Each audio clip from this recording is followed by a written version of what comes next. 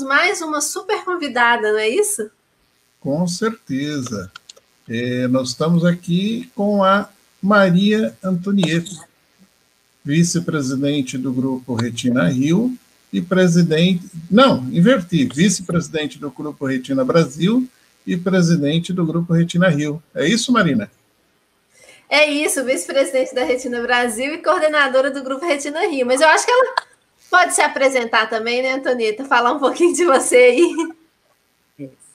Bom, muito obrigada pelo convite. É um prazer estar nesse evento tão rico de informações. Eu estou no que eu chamo de vida de ativista há 30 anos, não porque eu tenho uma doença degenerativa na retina, mas porque a minha filha descobriu uma doença degenerativa há 30 anos, né? E aí eu comecei pesquisando o que pouco se sabia sobre essas doenças e cheguei à formação do Retina Rio, e aí daí foram surgindo outras associações, e hoje temos aí uma riqueza de grupos de apoio e muito ativismo nessa área. Ok, Antonieta. Mas você conta brevemente a história do início do movimento Retina no Brasil, que você está diretamente envolvida com isso, né? Uhum. Exato. Depois da formação de grupos regionais, o Grupo Retina Rio, formado em 1991, faremos 30 anos no próximo ano. O Grupo Retina São Paulo, que veio logo depois, o Retina Ceará e o Retina Minas. Com esses 4 grupos, nós formamos em 2002 a Retina Brasil. E nós tínhamos um objetivo nesse momento. A gente já tinha, principalmente através do Retina Rio, um contato internacional com a Retina Internacional. E nós havíamos sido convidados para trazer o congresso para o Brasil. E, para isso, a gente tinha que ter uma organização nacional. Aquele era o momento de formar uma organização nacional. Então, em 2002, nós reunimos esses 4 grupos, as médicas que continuam conosco até agora, a doutora Rosane, a doutora Fernanda, a doutora Juliana, estavam presentes nesse encontro, e nós criamos a Retina Brasil. Naquele momento, o presidente era o José Luiz Braga.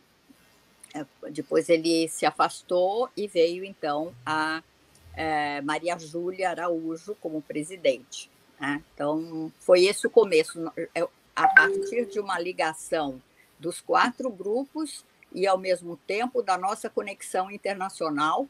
E daí, em 2002 mesmo, nós fizemos o pedido para receber o Congresso Internacional em 2006 e realizamos em 2006, ainda como uma associação muito incipiente, um grande congresso internacional da Retina Internacional, com 1.000 participantes aqui no Rio de Janeiro. A Cristina Fasser, que foi a presidente da Retina Brasil, no seu depoimento que ela deu a nós, em setembro, ela disse que foi o melhor congresso da Retina Internacional. Então, a gente está muito feliz com esse começo. Tá certo. Antonieta, hoje nós convidamos você aqui e a gente gostaria que você falasse um pouquinho a respeito da importância do cadastro de pacientes, né, nas associações, nos grupos de pacientes, nos grupos regionais. Qual é essa importância? Uhum. Primeiro, eu queria falar sobre os tipos de cadastro, né, para que as pessoas tenham uma ideia de que cada país tem uma relação diferente com os pacientes com doenças hereditárias da retina. A gente pode ter um cadastro de associação de pacientes, como é o Retina Brasil, como é o grupo de Stargardt, onde você lista os pacientes, cadastra os pacientes e faz ações com eles. Ações de informação, ações de apoio, de acolhimento, realização de eventos, né? Você pode também ter um cadastro que é mais amplo, que a gente chamaria o cadastro da Foundation Fighting Blindness americana, a Fundação de Combate à Cegueira, que tem muitas funções. Ela tem um grande registro científico, né? Você pode, de qualquer parte do mundo, se registrar na Foundation e eles vão ter ali um registro científico. Quem é você, qual a sua doença, qual o seu gene. Quando eles tiverem algum pesquisador em busca de pessoas com aquele gene, com aquela doença, eles vão contactar você e vão tentar inseri-lo nessa pesquisa. Então, é um cadastro voltado para pesquisa e para pesquisadores. Você pode ter também um cadastro de um pequeno grupo de pesquisa clínica, né? Então, foi o caso, por exemplo, da pesquisa com a doença de Stargardt, feita na Unifesp. Fez um pequeno cadastro de pesquisadores, de pacientes com doenças de Stargardt para fins de pesquisa, né? E você pode, em alguns países, ter um cadastro feito pelo governo. Quando o governo tem políticas sociais dirigidas àqueles pacientes, né, ele procura ter o cadastro para que ele desenvolva essas políticas públicas de acordo com a incidência dos pacientes e com os tipos de doença. Então, esses são, em geral, os tipos de cadastro. Uma outra questão que eu falaria sobre cadastro é a segurança dos dados do paciente, né? Desde que nós formamos o Retina Rio e que a gente cadastrava manualmente nos anos 90 o paciente e depois passamos para um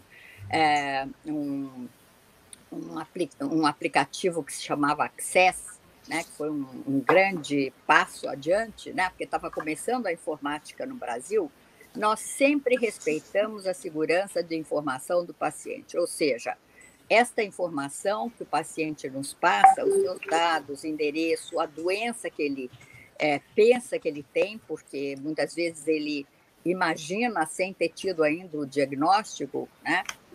Então, é a declaração do paciente, não é uma informação científica, né? Essas informações são informações que a associação guardava, o Retina Rio, né, com maior cuidado, não passava para ninguém, nem para o médico que estava ligado ao grupo, que era a doutora Rosane Rezende, né? E se alguém pedia o contato de uma outra pessoa com a mesma doença, nós primeiro consultávamos aquele paciente para ver se ele autorizava que a gente passasse um contato telefônico para outra pessoa, né? Então, a segurança dos dados é fundamental. E agora nós temos uma lei de proteção aos dados. E a gente pensa que nós vamos ser protegidos contra os dados. E eu participei recentemente da inscrição para um evento onde eu fiquei horrorizada, porque o que este evento, na verdade, parecia querer era muito mais captar os meus dados e ter como segurança esses dados para eles, do que efetivamente me fornecer um serviço que seria um curso, né? Então, muito cuidado com a lei de segurança de dados que a gente está implementando, porque muitas vezes essa lei de segurança significa eu estou cedendo meus dados a uma empresa, a uma associação, para eles fazerem uso durante 5 anos, sem que eu tenha mais controle sobre isso. Então, eu acho que o paciente não pode se sentir seguro quando ele passa os dados, ele tem que ler os termos do contrato de forma muito clara, porque, em geral, né, você vai ceder seus dados para uso como a empresa quiser, sem que você possa reclamar porque você cedeu esses dados.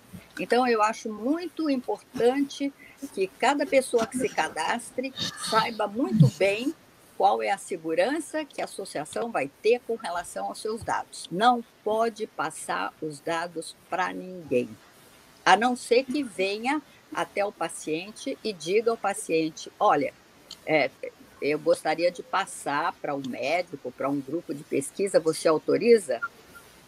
Então, em relação ao cadastro, eu diria essas informações gerais. E eu acrescentaria por que se cadastrar. Tá bom, Roberto? Sim. Tá bom?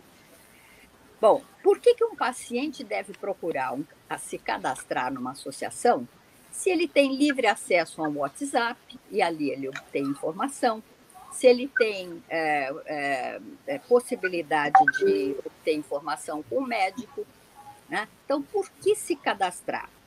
Né? Por que é necessário o cadastro? Na época em que nós formamos o Retina Rio, era muito importante o cadastro, porque nós nos tornamos uma fonte de informação, não tinha internet. Mas chegando à internet, tem muita gente, inclusive no Rio de Janeiro, que não se cadastra no Retina Rio, participa dos WhatsApps. Né? Eu mesmo já vi aí no chat pessoas do estado do Rio de Janeiro que não estão no cadastro do Retina Rio. Por que se cadastrar numa associação? Primeiro, porque nós podemos ter dados estatísticos. Né? O Retina Rio tem mais de 1.500 pacientes cadastrados. Se nós tivermos a estatística de quantas pessoas com retinose, quantas pessoas com Stargardt, cada vez que nós formos falar com um médico, com uma autoridade pública, nós estaremos falando em nome de quase 2.000 pacientes, em nome de quase 1.000 pacientes com retinose pigmentar. Né? Então, a estatística é fundamental para uma associação. Então, cadastrar-se numa associação é você passar a ser, né, um elemento que vai servir para a estatística e que vai ajudar políticas públicas, vai ajudar qualquer ação da associação que vai falar com o poder público ou vai falar em outro local e vai ter credibilidade pelo número de vozes e de pessoas que ela representa. Né? Então, por que se cadastrar? Para obter informação com credibilidade também seria o segundo motivo. Porque muitas vezes no WhatsApp eu ouvi falar, eu vi no jornal, é o ouvir falar. A informação que uma associação passa, ela é checada com o seu comitê científico. Ela vem de fontes com credibilidade e ela cita as fontes de onde vem. Vocês não vão encontrar informações de jornal, vocês não vão encontrar nas páginas das associações, eu ouvi dizer, né? Está se falando. Você vai ter fontes acreditadas e você vai ter também o consentimento e a informação acreditada pelo comitê científico. É outra razão para você se cadastrar. Né? E a última é a questão da política pública. A Retina Brasil está envolvida em uma série de políticas públicas. Busca de teste genético no SUS.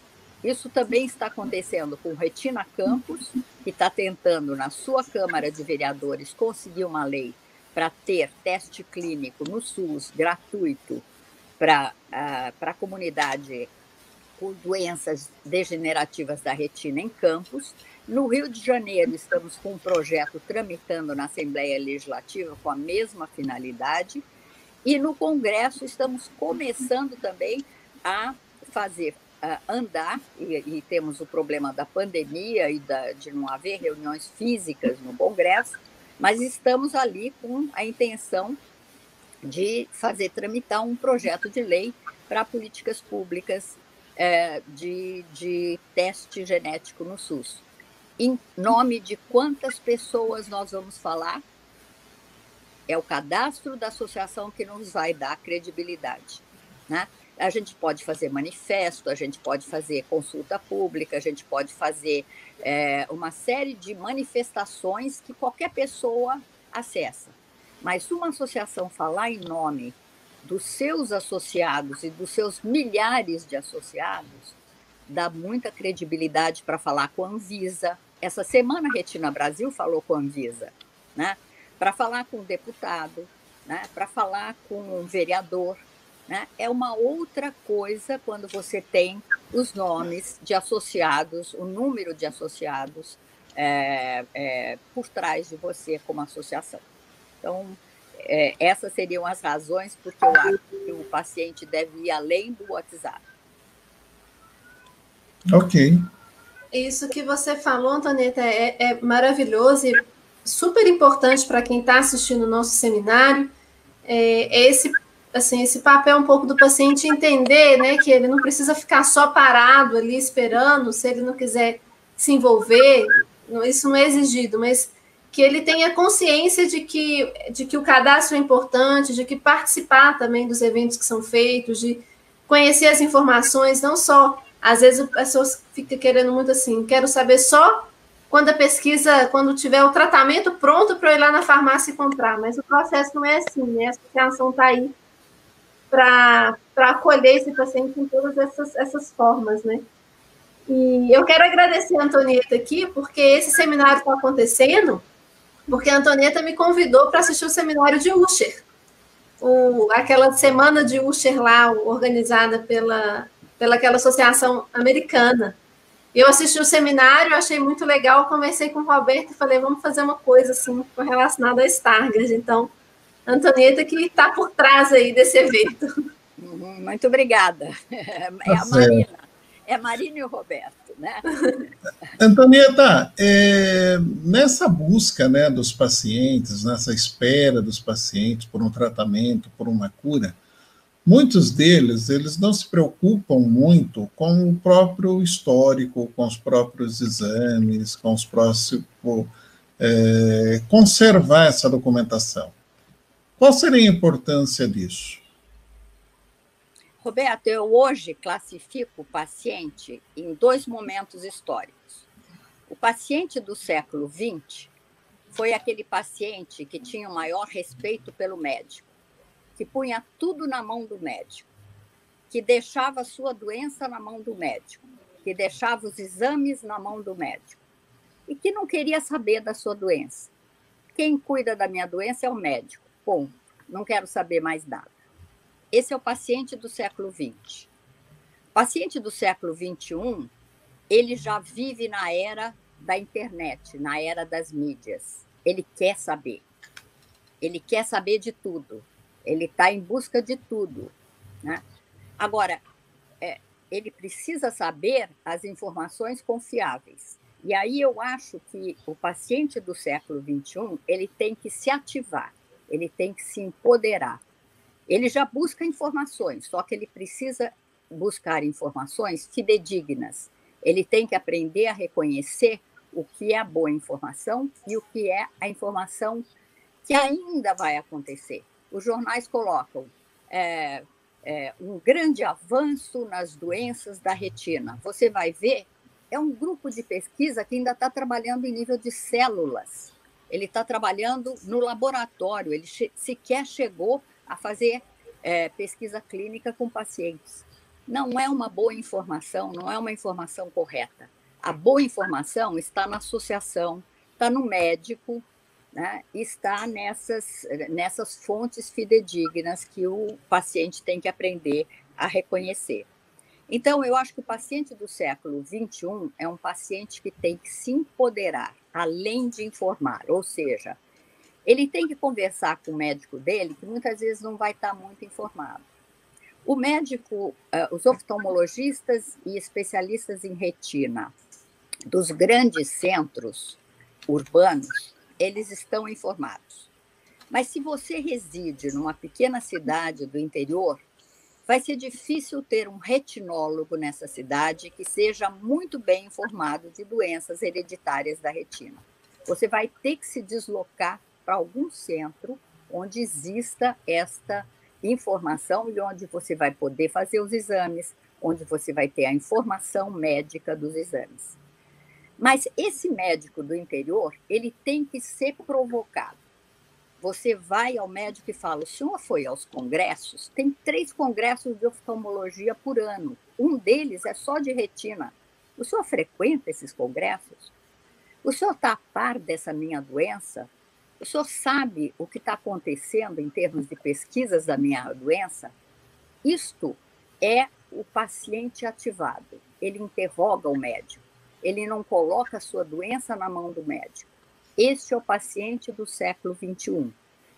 É o paciente empoderado. Começa pelo médico. O senhor está acompanhando a minha doença?